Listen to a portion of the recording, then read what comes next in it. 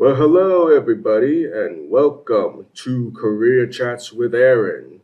This is going to be a fun little podcast where I'm going to be interviewing and having fun conversations with so many people in the workforce board or other programs outside.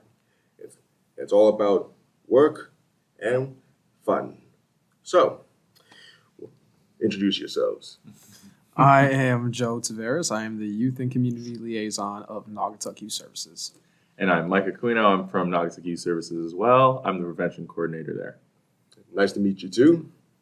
So, as in this podcast, we start off with a fun little icebreaker. So, would you rather be the boss or work behind the scenes? Ooh, I think I know what his answer is going to be. Everyone knows my answer. And I'll probably follow suit for the most part. But I think, if I'm not wrong, Joe, you're going to say behind the scenes. Behind the scenes, 100%. I will forever be behind the scenes. I will probably follow suit and say that. I think there's some advantages to being the boss. I think building your own schedule, trying to kind of work with others can be fun and manage them. But at the same time, there's obvious challenges that come with that and a lot of responsibility. So I think behind, the scenes, doing your work that way, being obviously super vital to the work no matter what. But You can boss him around a lot. that's true. Yeah. Maybe I will say boss, actually. No, See, for me, I'm going to say behind the scenes, mainly for that kind of the same reasons. But to add to that is I have more fun being boots on the ground with what I do in my profession.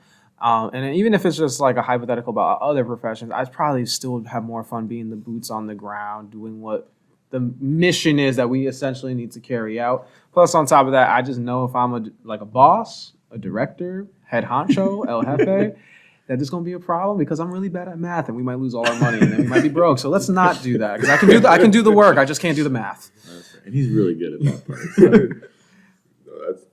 What about you, Aaron? What would you choose? Working behind the scenes is always a lot of fun. Yeah, you're the voice behind the camera. So, speaking of challenges, tell me, were there any challenges you two had to face? And if so, how did you, go through it? How are you able to get back on track? And when you say challenges, are you talking about work? Yeah, or just in general? Basically your work. Yeah, anything you struggled with? Ooh, that's a great question. Mm-hmm. I will say that something that I feel like you can also relate to this too. That's a challenge at work. Sometimes can be trying to manage all the things that just need to be taken care of when everybody kind of has many hats, is involved in many aspects of different groups, different programs.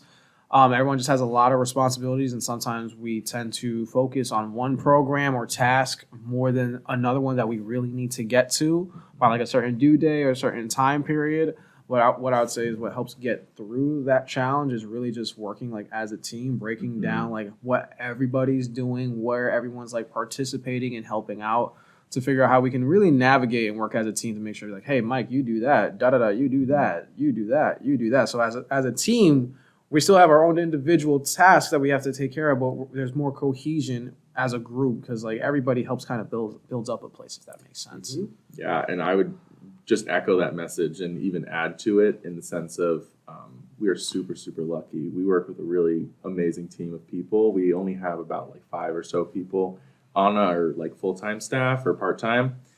We are really lucky to have lots of amazing interns and lots of amazing volunteers that help us with our daily challenges of trying to juggle the million things that we have on our plate because naturally working and trying to support a whole town, being the only youth services in Naugatuck, we have lots of grants that we have to manage and lots of programs that we try to facilitate well and make sure that we have lots of people supporting that program, making it the best it can be. But yeah, just like Joe said, it's important to work as a team. You'll never be able to do anything by yourself, especially when it comes to doing bigger, more grandiose tasks. So, yeah. That's really good. Working as a team, that's always important when it comes to work. That's really good. I like that. So, now, I know in the introduction, you talked about your roles, but tell us about your roles and what a typical day might look like for you. Okay. So in the terms of working for youth services as the youth and community liaison, I would say my essential responsibility is to create and maintain the connections between kids to areas or services that can help them out, areas or services that can provide them recreation, leisure, fun, academic help, or just overall assistance. Like a day in my life at youth services is typically walking through the door. There's several programs I'm involved in, but it's just kind of, how do I say this? Because you know how it is for me. Mhm. Like I have like 5 jobs in one. It's true. I kind of also, at least for me, in the sense of I walk in, I might have a game plan of what I need to get done. Like, hey, I'm going to do some phone calls today, or I'm going to do an assessment, or I have an appointment, or I just got to sit down and really tackle this spreadsheet. But someone else can walk into that office, walk into that building, and then my attention stops on what I'm working on and is focused strictly on whoever walks in, making sure they're okay, they're connected to who they need to be connected to, that there's someone supervising them, that if they need a shoulder to lean on, they can have a shoulder to lean on. If they need just an ear to listen to them, that they have an ear to listen to, things of that nature. So like, yes, there's important like meetings, there's appointments, there's one-on-one sessions, but most importantly, like every day, at least for me, I focus on who is coming into the building. How can I help them? How can I address them? How can I be that trusted adult for them while they're in the building? That's what my day would look like, I'll say. Okay. Yeah, and I would say priority-wise, mine is very similar in terms of like a lot of what my job entails is a lot of grant work. So managing grants, make sure we're keeping up with our timelines in terms of like how we're spending money, when we're spending money.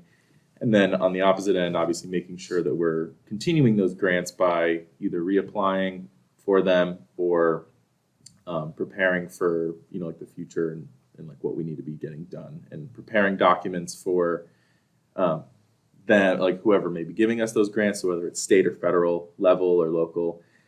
And then, like Joe said, sometimes those priorities change, and sometimes a kid will walk through the door and they really need your help with something, whether it be homework, anywhere from homework to like emotional help, just someone to talk to, like you said, shoulder to lean on. And then, so I kind of wear 2 hats. So for Naugatuck Youth Services, a lot of what I do is kind of program facilitation and supporting other people like Joe who run a lot of programs with youth services. But then I also run the Prevention Coalition, Step Up Naugi.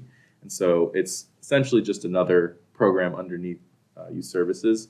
And that focuses more so on like the grants and the prevention stuff. So giving back to the community, giving them resources, providing them with alternatives to whether it's coping or otherwise, anything that they may have struggles with, substance-wise, just healthy lifestyle choices.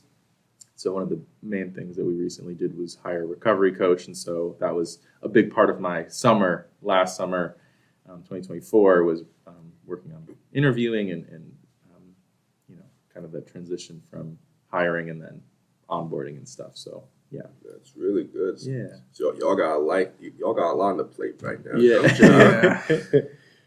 Always. But hey, I mean, it's really good to see a lot of engagement in your work and what you do, your roles, helping out children, which is really, really sweet. I love that.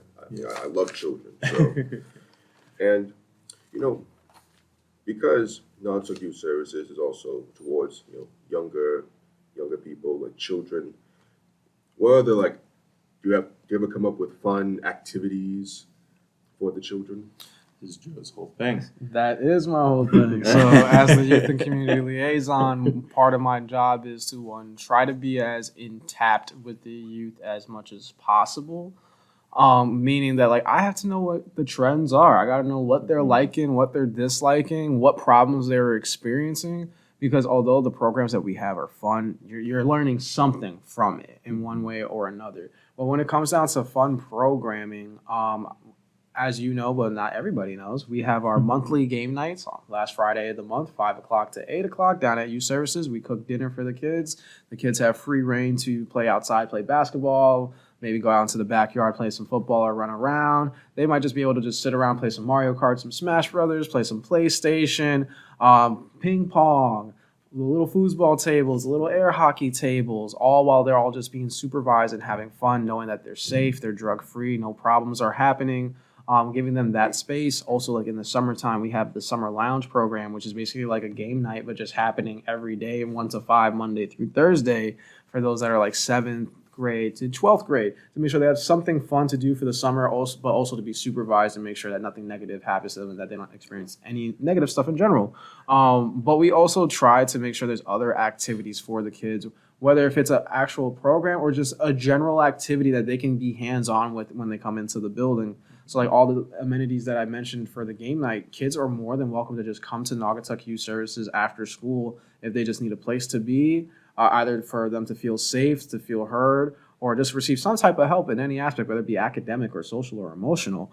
Our doors are open for them to come through. Yes, you can have fun. Yes, we can help you. And yes, we're going to be here for you. Like, that's essentially it.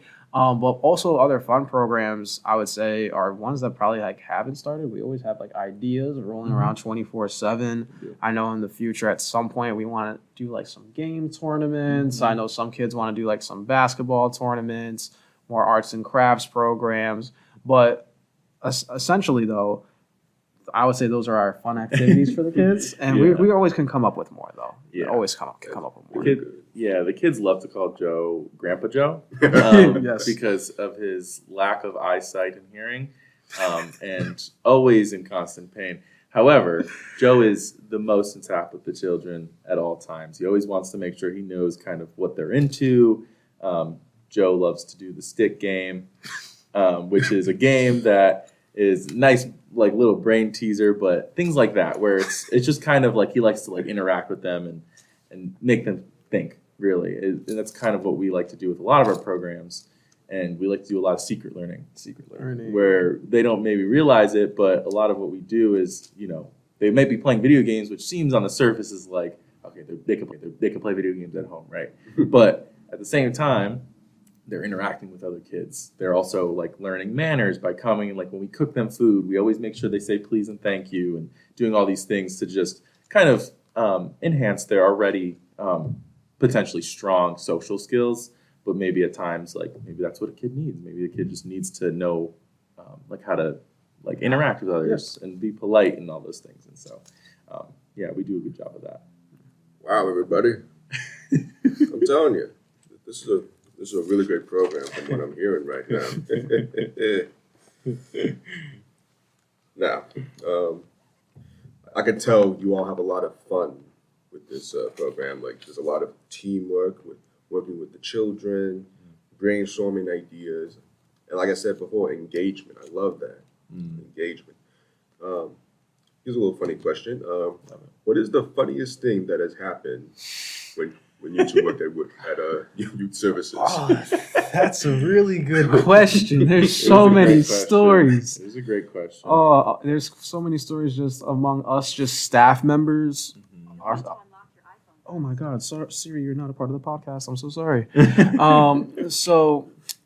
But there's so many fun stories when it comes to just working with the kids, working with just us staff members, or even our interns, parents, volunteers. Like, anything can happen. I'm really trying to think of one story. I got one. Go for it. And it's one that involves one of our kids, but they came in one day, and I'm not sure, Aaron, if you've seen this, or if anyone watching has seen this, I'm sure, but there's a trend that has been going around over the last year or so where people get old pictures of somebody and they bring it to them and they have no idea that it's an old picture of them. And they say, hey, can you sign this for me?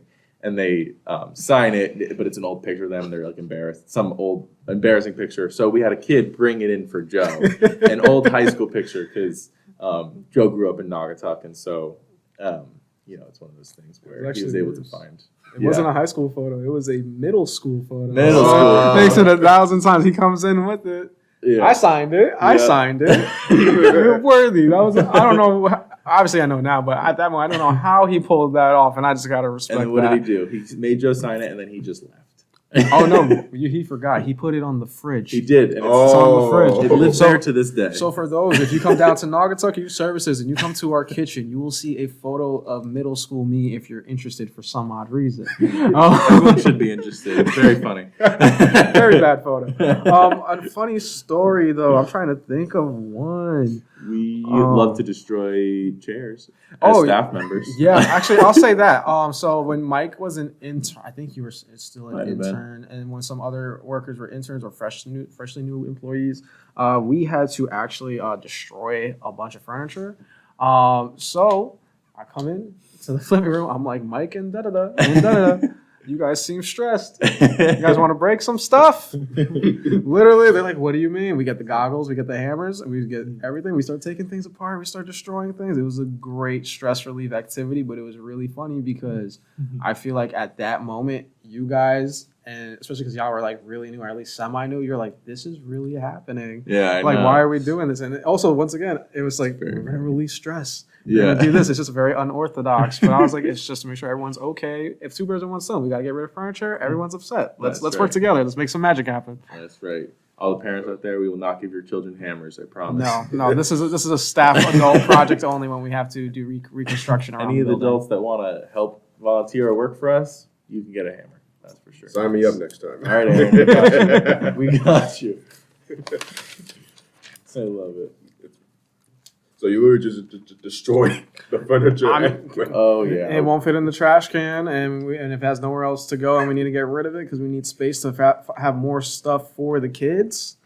We got to get rid of the chairs for the kids. Yeah, the unfortunate part is we get lots of old things that kind of tend to break, and they're not really worth it to anybody. So we can't even really donate it either, and so it ends up being our rage room. So if anybody wants to donate anything, please make sure it's of quality and that kids will be able to sit in it without it falling apart or breaking. It would be greatly appreciated. This is great, man. just destroy them. That's right. All right. Now, what is something about your program that can surprise individuals? I'm going to say that although we are nonprofit, and sometimes with the idea of us being nonprofit, people think we are limited. Yes, in certain aspects we are limited, but I feel like the really good thing about us is that we can do anything.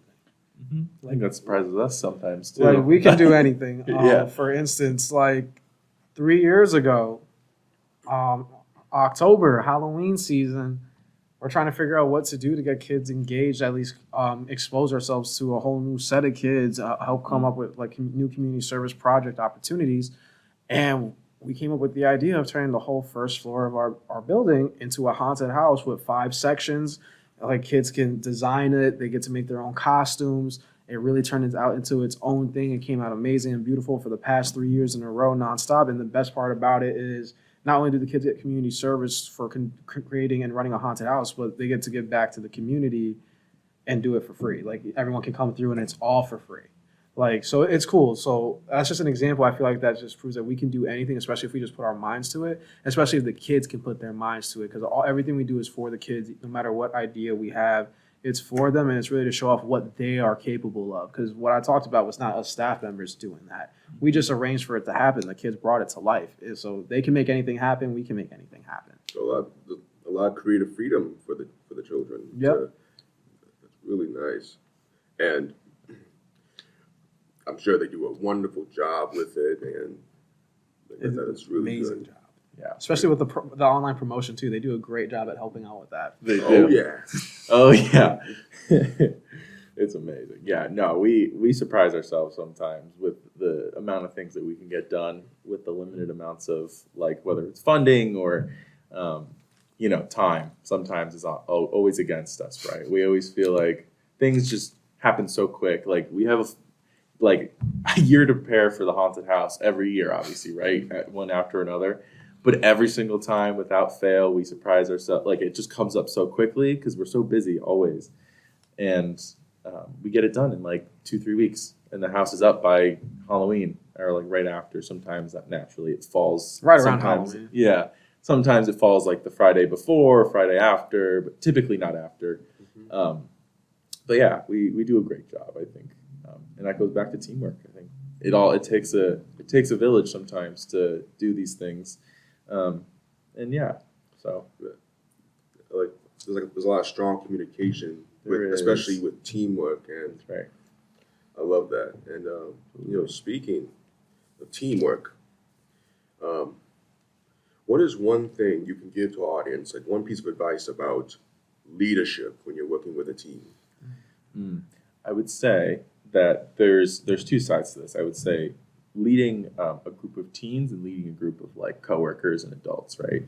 I think that when you talk about teens, I think the main thing is that patience is really huge, especially because not every teenager is going to want to sit and listen to you talk about whatever you're talking about.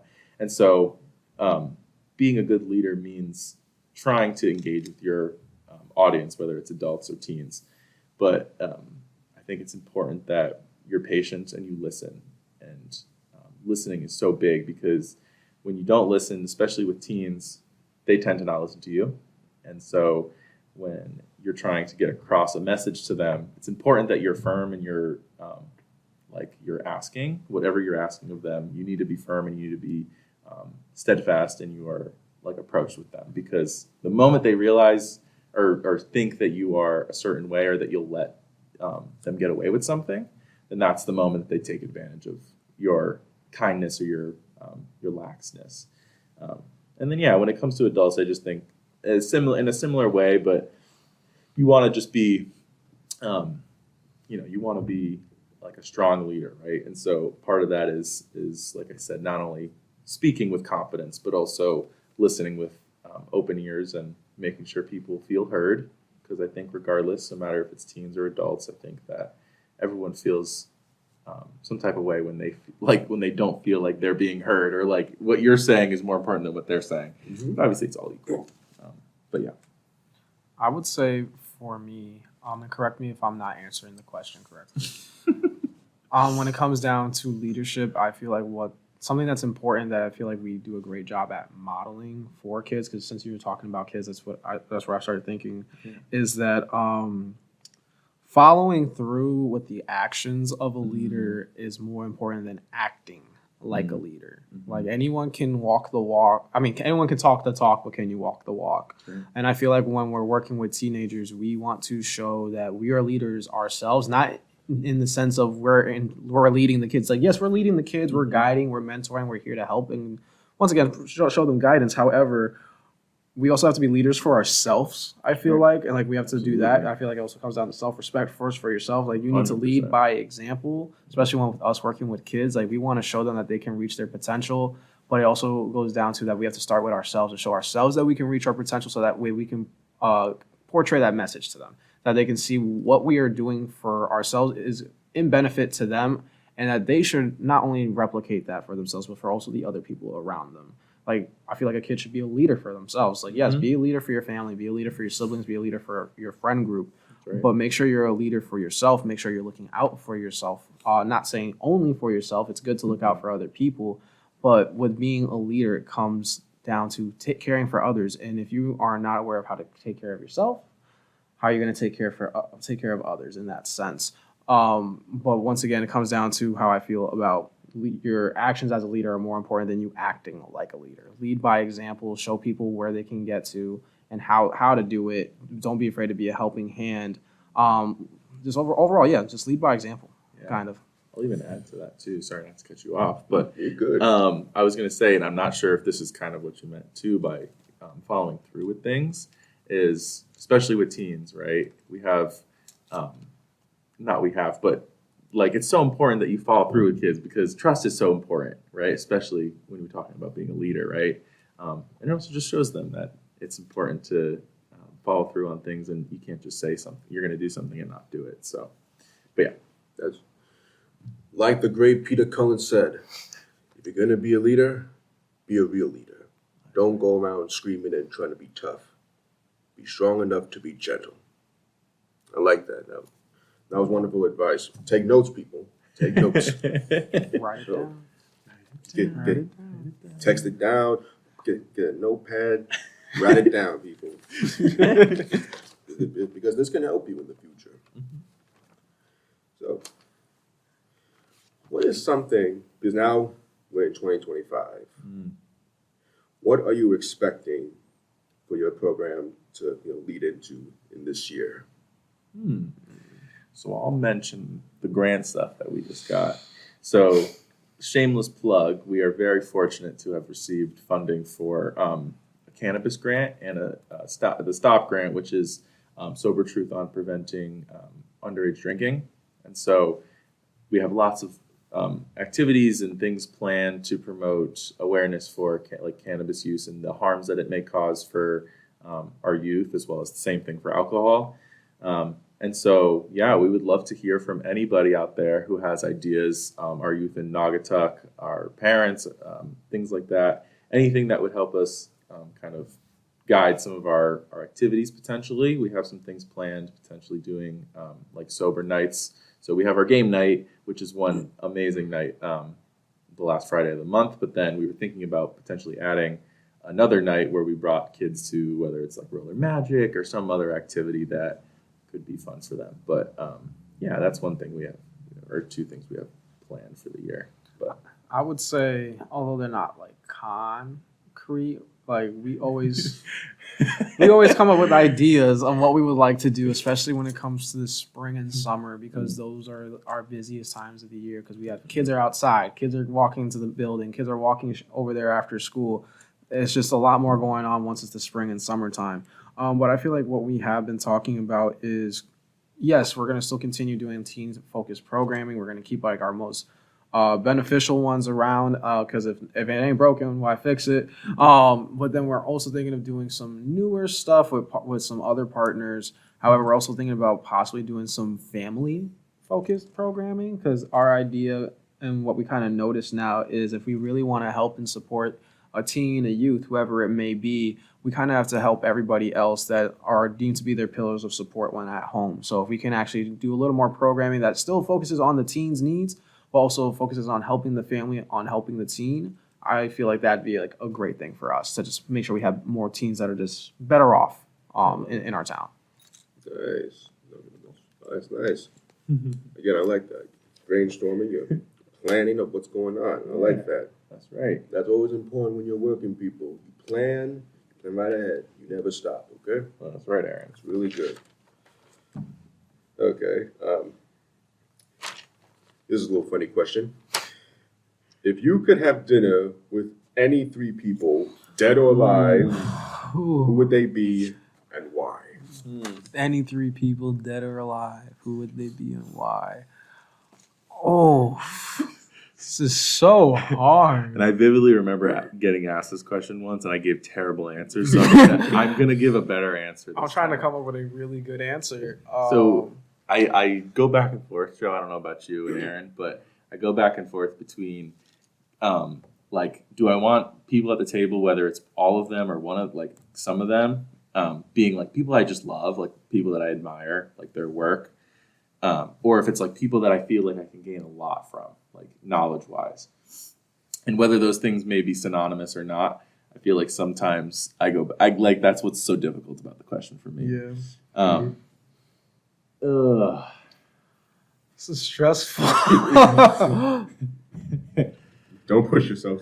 Optimus Prime, Megatron, no. So I would say, Why, thank you. Thank you too, Mike. I could have dinner with him anytime. You can have dinner with them anytime. So I would say, let me think.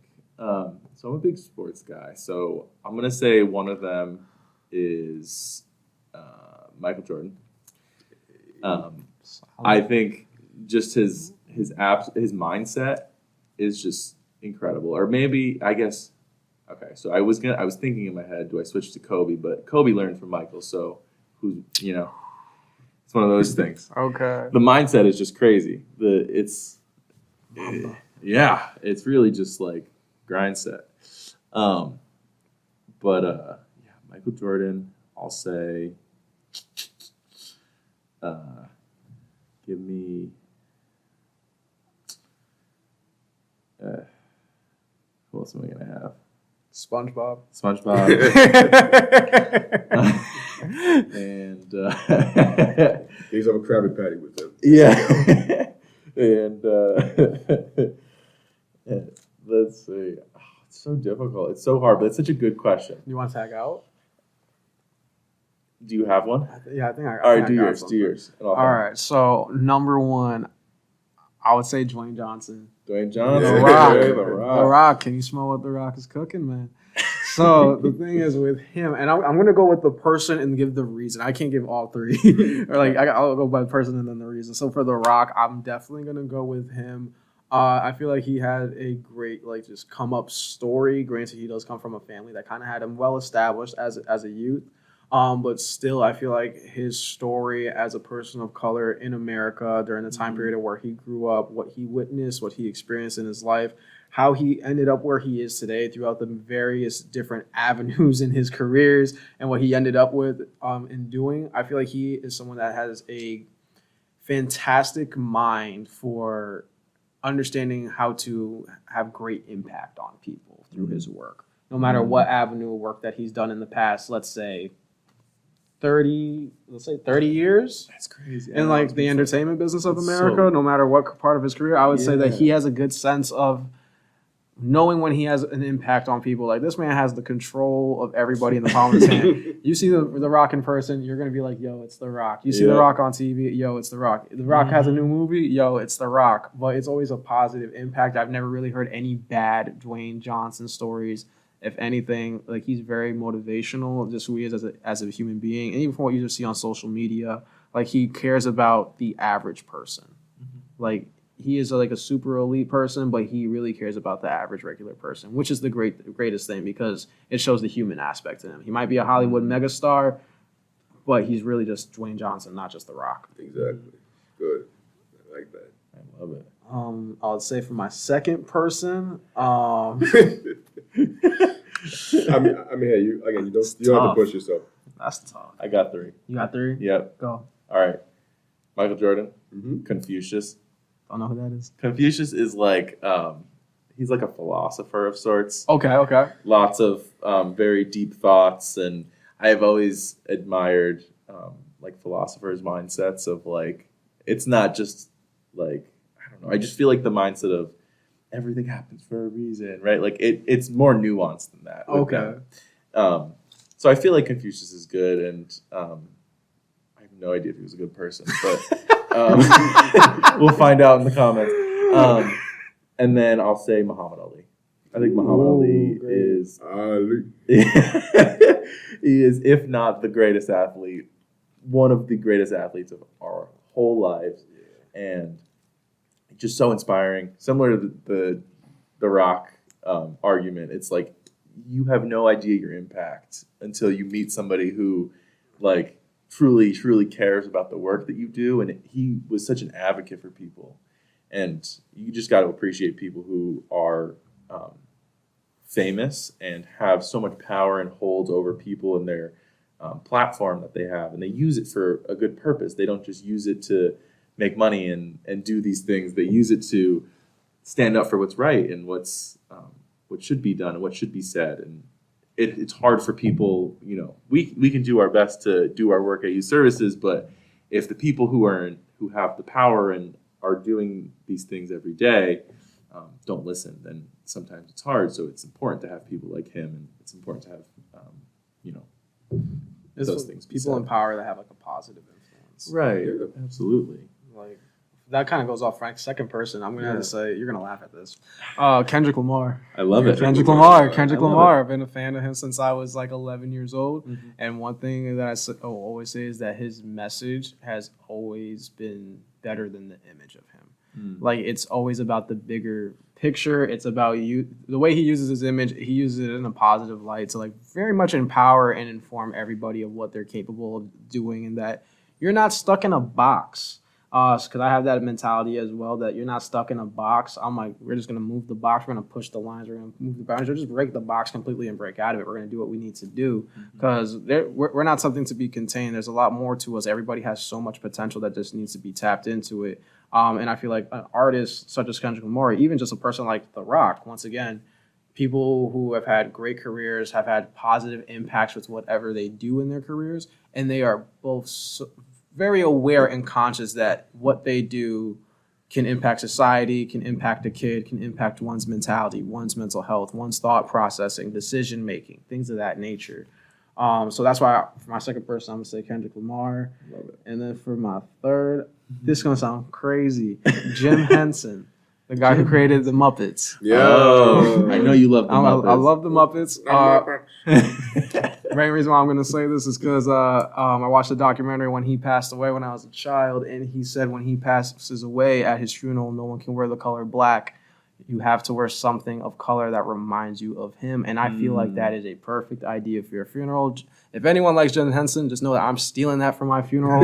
So if you come to my funeral, you got to wear some type of color that's not black, because the concept is to let's celebrate life. Let's not focus on the negative that someone passed away. Yeah, I like the color black. I wear black all the time. But I would love to wear colors that make me think of a person and a fond memory that I have of them if I'm saying goodbye to them. Yeah. Love it. No, that's really Beautiful. nice. That's beautiful. That's really beautiful. Yeah. All these wonderful people. Good choices as well, yeah. It took us a while to get there, but we got there. Got there. Hey, We got there. hey, like I said, this podcast, we're having fun, people. It's all about fun. Very much having fun. That's right. That's good. Here's another advice. What is one advice about just work in general you could give to our wonderful audience? Routine. You took it straight from my mouth. I knew he was going to say it. That's why I wanted to steal it Routine. before he could say it. Actually, you know what? Going off of that, in order Okay. to have a routine, though, you need discipline. It's true. Discipline. Very true. So a lot of I'm not saying discipline in terms of your higher ups or your authorities at your workplace giving you discipline. I'm talking having personal self-discipline, holding yourself to a higher standard, having a moral compass, especially when it comes to work. Everyone should go into work with the mentality of trying to do their best. It's okay if every day you can't do your best. It's okay if every day you couldn't get done what you wanted to get done, but you should at least have the discipline to be motivated enough to set some goals and attempt to accomplish them every day. That's the only way that you can, for one, have a positive impact on work, and to have a positive impact on work just means that you're doing your job correctly. And with us working with youth, I feel like that's very important for us to have the discipline to be there for them, because being there for a kid is so much more than just being an ear. I feel like not everyone understands that. Yeah, it's very true. Yeah, you said it perfectly. But like with routine, right? So without discipline, you can't have routine. And so what routine looks like, at least in my eyes, is it's not just along the lines of, you wake up, you go to work. It's more than that. It's being able to have a good breakfast. It's being able to get to work on time when you're supposed to be there. And not only does routine and discipline they feed off each other, but it also goes into just like the aspect of like you're reliable and you're doing these things because you have those things in place. And so I just think routine's so important, and carrying that throughout your whole life. Like it's important to have routine. Not everyone is as structured as like a routine may be, but I think it's important to at least have some sort of structure in your life, because I think without structure, there's no discipline. And without discipline, there's no structure. I think they kind of go both ways. And I think, with that, like regardless if it's a job or you're just trying to get through life, like it's hard to do that without having some sort of plan. Like you said earlier, planning is so important. Everyone write that one down. Planning is the most important thing, especially as you get older. Like it may not seem like a big deal if you're a kid listening, but when you get to be, even our age, we're only 25, but going like from like young adulthood to adulthood and trying to figure out life, we'll never, I don't think, ever figure out life. It's just impossible. Life goes so fast and so many things change, and we're all so different as people. Yep. But I think it's important to at least give yourself the best opportunity to figure out life by giving yourself structure and giving yourself some sort of plan. It doesn't have to be timed out to the exact minute you're going to do things or exact way it's going to happen. But I think it's important to at least have some objectives and goals to get you there. But All right. Yeah, wonderful advice, you two. Yeah. Really good. Write that down, people. Write it all down. Write it down. Put it in print and cursive. That's right. I got one more question. Oh, okay. What inspires you to do what you do now? It's a great question. I'm not going to jump on it. I'm going to think about it for a second. Okay. I already know Like my what answer. or- I love it. What or who, basically? So for me, it's a what, not a who. So for me, I grew up in the town of Naugatuck. I'm originally from the Bronx. I moved here when I was 7 years old. For good reasons, for very good reasons. I can't deny that. However, what I would say is growing up, I had friends that haven't been fortunate enough as me to be in situations as me, to have a family like me.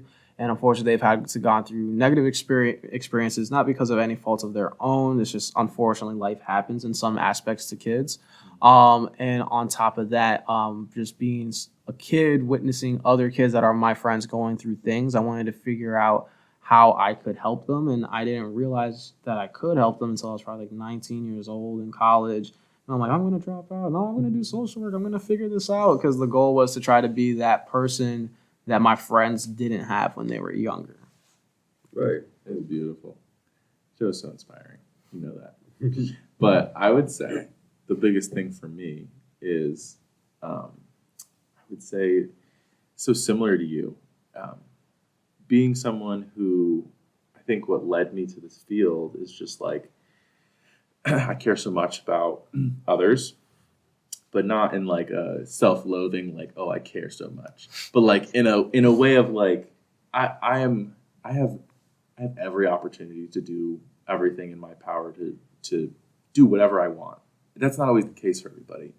I am a white man, and that is, unfortunately, that is like, and it's to no offense to anybody or to anything. It's just in the sense of, that's just who I am, and that's like the most typical person you will see walking on the street, right?